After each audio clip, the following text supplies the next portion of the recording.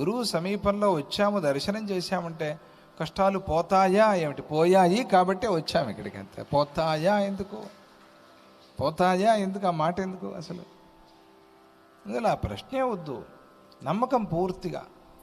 కుమారుల భట్టు అని చెప్పి చాలా గొప్ప మన వేద ధర్మాన్ని నిలబెట్టిన మహానుభావుడు ఆయన. కుమారస్వామి అవతారమే.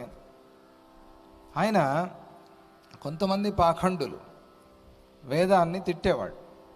వాళ్ళ దగ్గరికి వెళ్ళి వాళ్ళ తత్వాన్ని నేర్చుకుని వాళ్ళని ఓడించాలి అని వాళ్ళలో కొన్ని రోజులు ఉన్నాడు ఆయన.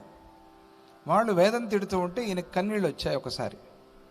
వాళ్ళు పట్టేశారు, ఓహో మన వేషం వేసుకుని వచ్చాడు, మనవాడు కాదు అని చెప్పి పైనుంచి తోసేస్తున్నారు. తోసేస్తూ నువ్వేదో వేదం వేదం అంటావు కదా, ఎవరిని ఏ దేవుణ్ణి ప్రార్థిస్తావు, ప్రార్థించు అని పైనుంచి తోసేస్తూ ఉంటే ఆయన అన్నాడు, వేదాలే గనక నిజమైతే నాకు ప్రాణాపాయం రాకూడదు అని అన్నాడు.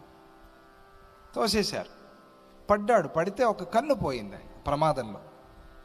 పోతే అందరు అడిగారు, ఆయన కూడా అడిగాడు, వేదాలు నిజమే కదా, మరి వేదాలు నిజమైతే నాకు కన్నెందుకు పోయింది అని అన్నాడు. అంటే నువ్వు వేదాలు నిజము అని అనలా, వేదాలే గనక నిజమైతే నాకు ప్రాణాలు పోకూడదు అని అన్నావు.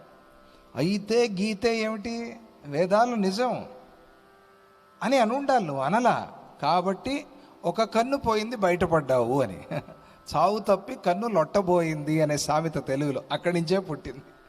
చావు తప్పింది, కన్ను లొట్టబోయింది. ఎవరికి? కుమారుల భట్టుకి.